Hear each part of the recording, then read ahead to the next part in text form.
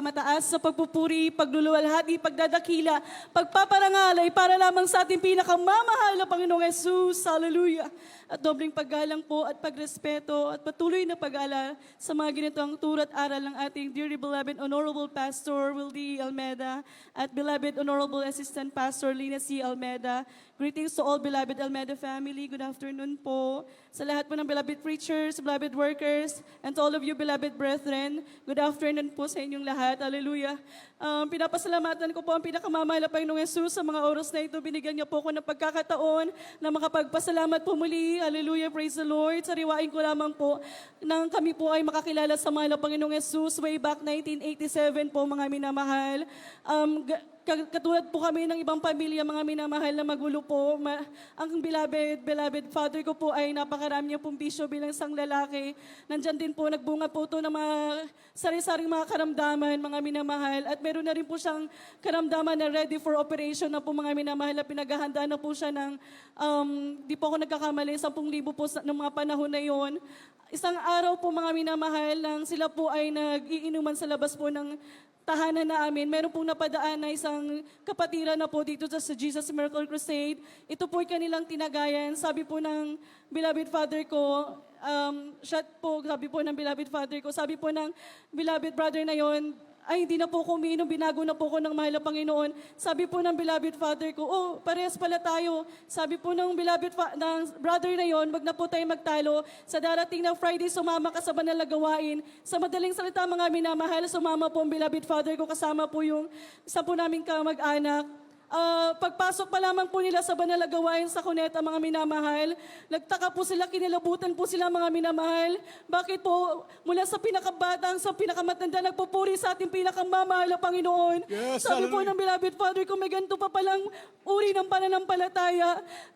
Sa madalas sa mga minamahal, sila po ay nagpabautismo nung Friday overnight na yun, mga minamahal. At yung karamdaman po ng beloved father ko na ready for operation, pinagaling po yan ng ating pinakamamahal na Panginoon. Hallelujah, kanyang mga bisyo ay nilis po ng mahal na Panginoong Yesus. Nandyan po nagsimula, mga minamahal, na binigyan po kami ng kapayapaan sa aming pamumuhay, na sa tuwing amin po inaalala, talagang tao sa puso kami nagpapasalamat sa mahal na Panginoon, na kung di po namin nakilala ang mahal na Panginoong Yesus, nasan po kaya kami sa mga oras na ito?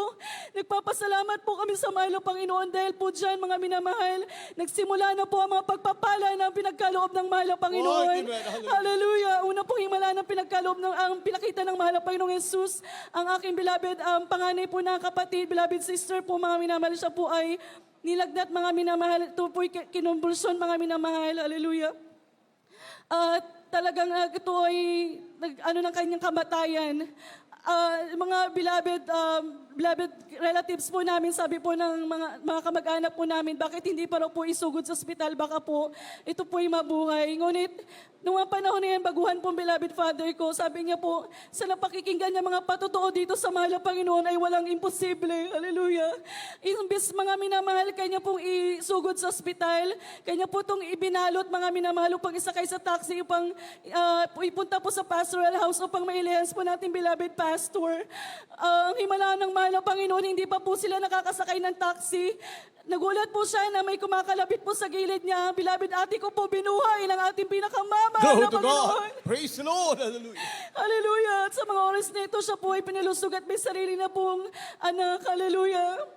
Pinasalamatan ko rin po sa ating pinakamamahal na Panginoong Yesus. Hallelujah. Kami po ay pinagkalooban na rin po ng sariling tahanan at pinagkalooban din po ng sariling sasakyan. Hallelujah. Pasalamatan ko rin po sa ating pinakamamahal na Panginoong Yesus. Nang ako po ay nanganak noong 2019, mga minamahal.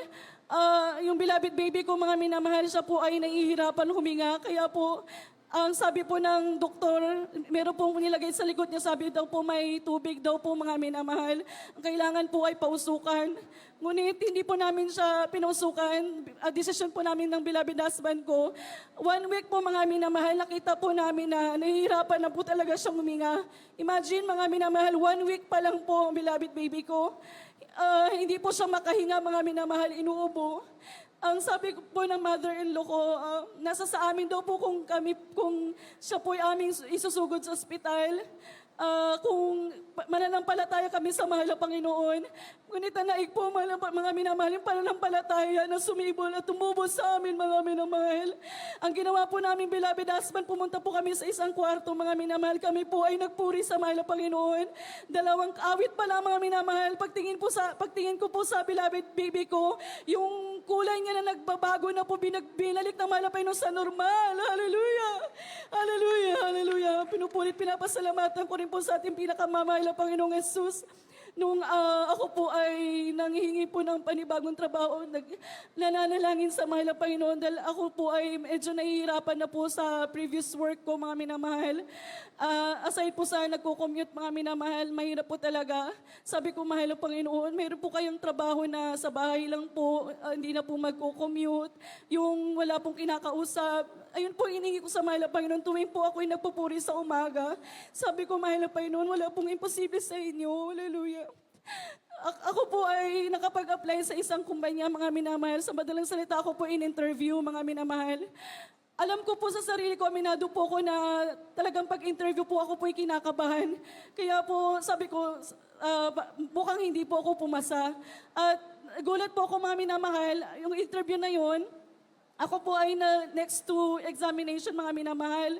At may time po yun, mga minamahal, hindi ko po siya natapos at sa madaling salita, may nag-email po sa akin na hindi daw po ako pumasa, mga minamahal, na sa susunod daw po, umulit na lang po, mga minamahal. So, pero hindi po ako nasaktan, mga minamahal, hindi po ako parang nanlumo, mga minamahal. Isang araw, mga 3 days po ata yun, mga minamahal, mayroon po tumawag sa akin. Nagulat po ako, hard daw po ako, mga minamahal. Hallelujah. Oh, to God, hallelujah. Sa akin ang pinakamamahal na Panginoon. Sabi ko, pag para sa'yo, pagkakaloob sa'yo ng mahal na Panginoong Jesus, huwag ka lamang manginawa sa pananalangin. Hallelujah. At pinasasalamatan ko rin po sa mahal na Panginoong Jesus. Hallelujah. Dito lamang po, January, pinagkalooban po ako umuli ng panibagong sasakyan ng mahal na Panginoong Jesus. Glory to God, glory Bonus to na Jesus. lamang po yan sa pagpapala na pinagkakaloob ng mahal na Panginoon.